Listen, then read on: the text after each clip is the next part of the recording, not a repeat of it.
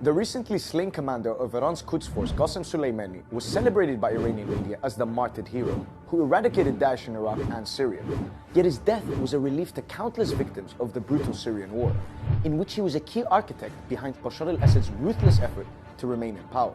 So why was Soleimani both revered and hated?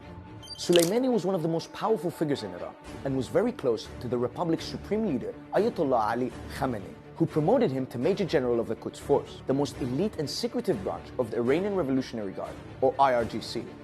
The Quds Force is responsible for the IRGC's foreign military and intelligence operations, and has been instrumental to Iran's influence in the Middle East, creating vast proxy networks in Iraq, Lebanon, Syria, and Yemen.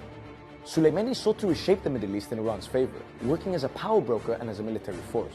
In March 2011, when Assad began losing control of the country to peaceful anti-regime protests, Soleimani saw an opportunity to save Assad from the popular revolution as well as deepen Iran's grip over Syria. A month later, then US President Barack Obama accused Iran of secretly aiding Assad in his efforts to quell the protests. Instead of listening to their own people, President Assad is blaming outsiders while seeking Iranian assistance in repressing Syria's citizens through the same brutal tactics that have been used by his Iranian allies.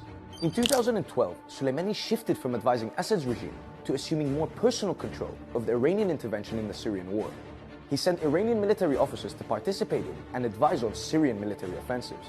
He arranged for Hezbollah fighters, Iran's proxy in Lebanon, as well as Shia militia fighters from Iraq and Afghanistan to enter Syria and operate alongside Assad regime forces, as they killed, arrested, and displaced civilians in the name of fighting terrorism.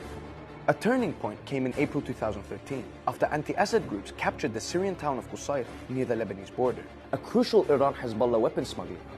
To retake the town, Soleimani called on Hezbollah to send in more than 2,000 fighters, who fought alongside pro-regime forces and recaptured Qusayr after 2 months of fighting.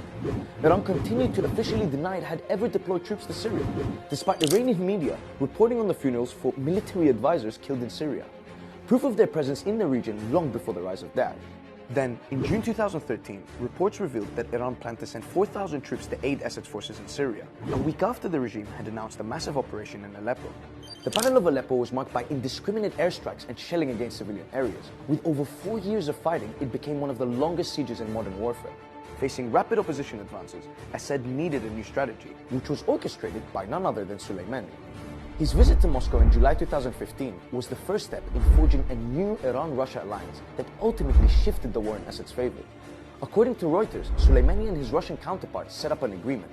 A Russian airstrike campaign would back a major ground offensive led by Iranian, Syrian, and Hezbollah fighters. This strategy paved the way for the use of poison gas, starvation sieges, and the mass murder of civilian populations. In December 2016, images surfaced of Soleimani in devastated Aleppo after he was recaptured by the Syrian regime and its allies. His presence in the area coincided with the forced removal of civilians to Idlib. It would prove to be the most destructive element of Soleimani's contribution to Assad's war effort, the mass cleansing of civilian populations from areas taken from Assad's opponents. Many argue that Assad's regime would not have been able to last were it not for Soleimani's support. According to former Syrian Prime Minister Riyad Hijab, who defected in August 2012, Soleimani had a tight grip over Syria. من يدير سوريا الآن ليس بشار الأسد، من يدير سوريا الآن قاسم سليماني قائد فيلق القدس.